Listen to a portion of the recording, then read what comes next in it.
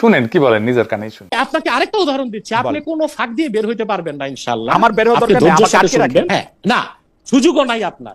আমি বলি আপনি ধৈর্যের সাথে শুনেন। আপনি একই স্কুলে একই ম্যাথ বই থেকে 100 ছাত্র পরীক্ষা দিল, সবার রেজাল্ট কি একরকম হয়? না না, হয় না।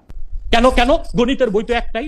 আর আপনি আমাকে আরেকটা জিনিস বলেন, মতবিরোধ যদি উৎস হয় কোরআন আপনি যা দেখবেন আমিও তাই দেখবো। কোরআন নাইজেরিয়ায় বসে যা দেখা হবে, ইথিওপিয়ায় বসে তাই দেখা হবে, বাংলাদেশে লাইবেরিয়াতে, ফ্রান্সে বসে তাই দেখা হবে। মতবিরোধটা কেন আসতেছে তাহলে?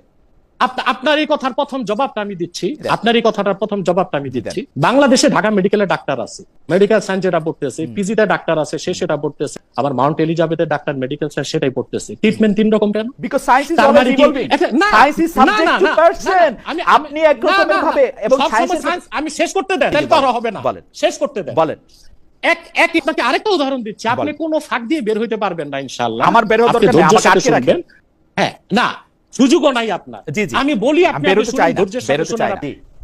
একই স্কুলে একই ম্যাথ বই থেকে 100 ছাত্র পরীক্ষা দিল, সবার রেজাল্ট কি একরকম হয়? না না, হয় না।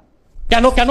গণিতের বই তো একটাই, তাহলে ভিন্ন ভিন্ন গ্রহণের সুযোগ এক না। আরে ভাই, সেটাই তো আপনি ফিরে আসলেন, এই জন্য বলছি বের হতে পারবেন না। কোরআন শরীফ বুঝার মতো জ্ঞান সবার সমান না। চার ইমামের মধ্যে একজনের বেশি, তিনজনের কম, এটা আপনি কিভাবে বুঝলেন?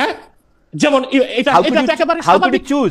আপনি যে আমাকে হানাফি হইতে বললেন, আপনি কেমনে বুঝলেন যে how I can choose it? How could you choose it? Listen attentively please. আমি বলতেছি তো চারো মাযহাব হক, আমরা বলতেছি মৌলিক ক্ষেত্রে চারো মাযহাবে কোনো বিরোধ নাই। আপনাকে আমি ওপেন চ্যালেঞ্জ করছি, মৌলিক ক্ষেত্রে ঈমান ও আকীদার মৌলিক ক্ষেত্রে চারো ইমামের মধ্যে কোনো মতভেদ নাই। সবাই একমত নামাজ 5 ওয়াক্ত, সবাই একমত ফজর 2 রাকাত, যোহর 4 রাকাত, আসর 4 রাকাত, মাগরিব 3 রাকাত। মতভেদটা হচ্ছে হাত বাদ বেঁকে উপরে না নিচে। সবাই বলতেছে আমিন বলতে হবে, মতভেদটা কোথায়? জোরে বলবে না আস্তে বলবে? এই ক্ষেত্রে এটা কোনো মতভেদ না। সবাই বলতেছে ওযুর 4টা ফরজ, কোন একজন ইমাম বলে নাই 3টা ফরজ। সবাই বলতেছে ওযু করতে পানি লাগবে। মতবিরোধটা কোথায়? শাখা প্রশাখাগত বিষয়ে।